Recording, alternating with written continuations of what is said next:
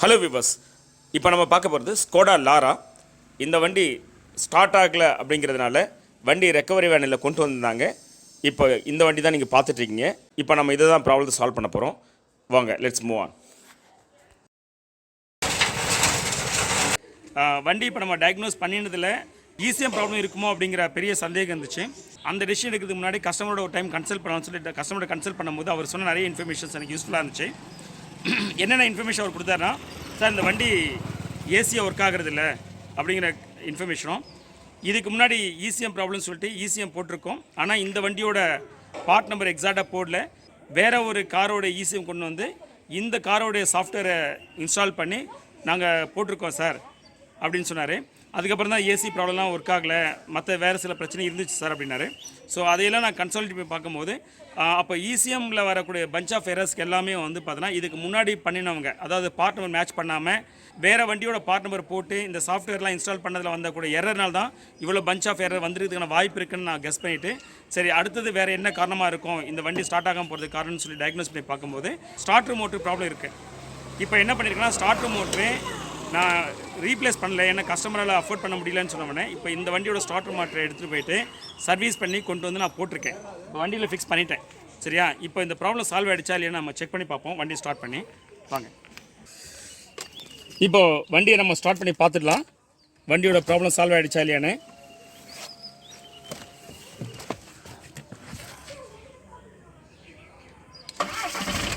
வண்டி ஸ்டார்ட் ஆகிடுச்சு, சூப்பர். இந்த வண்டியோட ப்ராப்ளம் என்னென்னா, ஸ்டார்டர் மோட்டர் தான் ப்ராப்ளம், இசிஎம் கிடையாது. ஆனால் இசிஎம்மில் பஞ்ச் ஆஃப் எரர் கோட்ஸ் இப்பவும் இருக்குது. இந்த வண்டியை நம்ம ஸ்டார்ட் பண்ணிட்டோம். இங்கே பாருங்கள், பேக் சைடு கொடுக்குறேன், நல்லாவே ரன் ஆகுது. அந்த கண்டிஷன்லேயே பாருங்கள், இப்போ நான் ஸ்கேன் பண்ணுற அந்த வண்டியை எவ்வளோ எரர் கோட்ஸ் இருக்குது பாருங்கள். என்ஜின் எலக்ட்ரானிக்ஸில் 2 டிடிசி கோட் இருக்குது. இப்போது நான் ஒரு வேளை இந்த வண்டியோட ஹிஸ்ட்ரி கேட்காம டேரெக்டாக நான் போய் ஒர்க் பண்ணியிருந்தேன்னு வச்சுக்கேன். இப்போ இந்த என்ஜின் எலக்ட்ரானிக்ஸ் 2 டிடிசி கோடுக்கு நான் ஒர்க் பண்ணணும்னு நினச்சி ஒர்க் பண்ணியிருந்தா நான் இந்த இசிஎம் தான் மாற்றிருக்கணும்.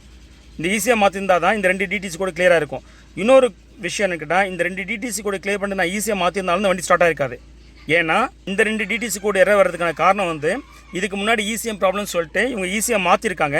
மாற்றும் போது இந்த வண்டியோட இசிஎம் போடாமல் வேறு ஸ்கோடாவுடைய வேறு சில மாடலோட இசிஎம் கொண்டு வந்து இந்த சாஃப்ட்வேர் தூக்கிட்டு அதில் போட்டு இந்த மாதிரி வேலைலாம் செஞ்சதுனால தான் இந்த டிடிசி கோடு இதில் உட்காந்துருக்கு. சரிங்களா, இப்போ ஒருவேளை நான் இந்த டிடிசி கூட கிளியர் பண்ணா இதே சேம் பார்ட் நம்பர் போட்டுன்னா நான் இந்த 2 டிடிசி கூட கிளியர் பண்ணிடலாம். அப்படி கிளியர் பண்ணினாலும் இந்த வண்டி ஸ்டார்ட் ஆகிருக்காது. ஏன்னா இந்த வண்டி ஸ்டார்ட் ஆகாமல் போனதுக்கான காரணம் வந்து ஸ்டார்டர் மோட்டர் தான் ப்ராப்ளம்.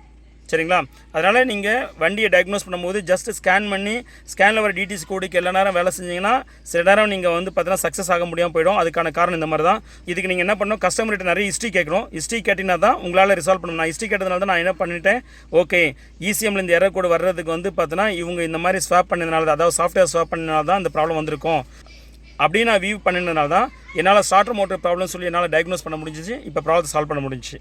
சரிங்களா, ஸோ நீங்களே அதே மாதிரி வந்து பார்த்தீங்கன்னா இந்த டிடிசி மட்டும் பார்க்காதீங்க, நிறைய ஹிஸ்ட்ரி கேட்டு அதுக்கு கனெக்டடாக வந்து ஒர்க் பண்ணினா தான் இந்த மாதிரி ப்ராப்ளத்தை சால்வ் பண்ண முடியும். ஏன்னா நிறைய இந்த மாதிரியான ப்ரீமியம் கார் செக்மெண்ட் கார்லாம் அதோட ஒரிஜினாலிட்டி மெயின்டைன் பண்ணாமல் நிறைய இந்த மாதிரி ஜஸ்ட் லைக் வந்து பார்த்தோன்னா மேனேஜ் பண்ணால் போதும், ஏதாச்சும் வந்து சின்ன சின்ன அமௌண்ட்டு கொடுத்து சரி பண்ணிட்டா போதுன்னு சொல்லி பண்ணும்போது தான் இந்த மாதிரி வந்து மொத்தமாக மேஜர் ப்ராப்ளம் வந்து நிற்குது.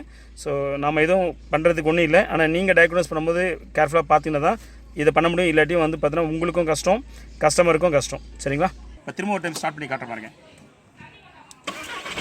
வண்டி ஸ்டார்ட் ஆகிடுச்சு. Thanks viewers.